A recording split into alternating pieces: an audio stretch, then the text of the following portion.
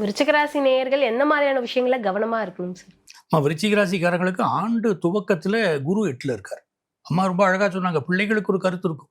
தோளுக்கு மேலே வளர்ந்துட்டா தோழன்னு பேர். அப்போ அவங்களுடைய உணர்வுகளுக்கு, அவங்களுடைய கருத்துக்களுக்கு பெற்றவர்கள் மதிப்பு கொடுக்க வேண்டிய காலம்.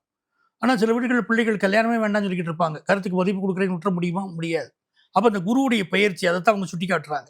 குருவுடைய பயிற்சி 9ஆம் இடத்திற்கு குரு பகவான் பாக்கியஸ்தானத்திற்கு வந்த பிறகு அற்புதமான காலம். உங்கள் வீட்டில் பிள்ளைகள் எவ்வளவு கருத்து மாறுபாடு கொண்டிருந்தாலும் இப்போ நீங்கள் சொல்கிறபடி கேட்க ஆரம்பிப்பாங்க. ஒரு நல்ல விஷயத்தில் கல்யாணம் கூடி வந்துடும். குடும்பத்தில் ஒரு சுப செய்தி இந்த ஆண்டு வந்தே தீரும். அது கல்யாணமோ, வழகாப்போ, காது குத்தோ, சீமந்தமோ, உபநயனமோ, சஷ்டியப்த பூர்த்தியோ, எப்படி நீங்கள் எதிர்பார்க்குறீங்களோ நல்ல செய்தி தீரும். அதே மாதிரி ரொம்ப ஸ்ட்ரைட் ஃபார்வேர்டு. இந்த விருச்சிக ராசிக்காரங்க ஒரு ஸ்கூல் ஹெட்மாஸ்டர் மாதிரி. எல்லாத்துலேயுமே வீட்டுக்கு வந்தாலும் கூட ஒரு ஹெட்மாஸ்டர் வீட்டுக்கு வந்தால் என்ன பண்ணணும்?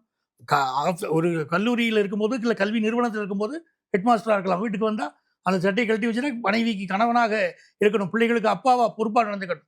பொறுப்பாக இருப்பாங்க, ஆனால் கண்டிப்பாக இருப்பாங்க. அதில் தான் வீட்டில் இவங்களுக்கும் மற்றவங்களுக்கு இடையில ஒரு டிஃப்ரென்ஸ் ஆஃப் ஒப்பீனியன் வருது.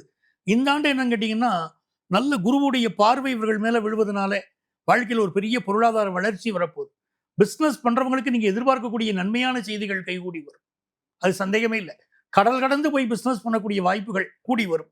வெளிநாட்டில் இருக்க எனக்கு விசா ப்ராப்ளம் இருக்குது, இல்லை எனக்கு சரியான வேலை இல்லைன்னு சொல்லக்கூடியவர்களுக்கு நல்ல வேலை வாய்ப்பு கிடைக்கும். அதே மாதிரி இன்னும் பலருக்கு பார்த்தீங்கன்னா வெளிநாட்டில் போய் கல்வி கற்கக்கூடிய நல்ல வாய்ப்புகள் கூடி வரப்போகுது. நல்ல அரசு வேலை கிடைக்கக்கூடிய யோகம் விருச்சிக ராசிக்காரங்களுக்கு இந்த பராபவ வருஷத்தில் அமையுது.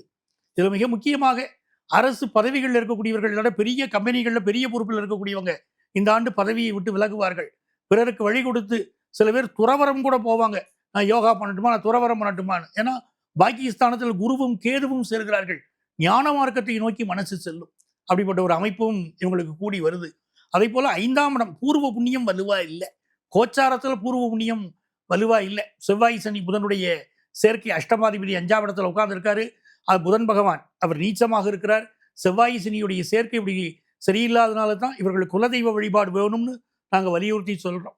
விருச்சிக ராசிக்காரர்கள் குலதெய்வத்தை போய் வழிபடணும். குடும்ப சாபம் வெளிப்படக்கூடிய நேரம் இது.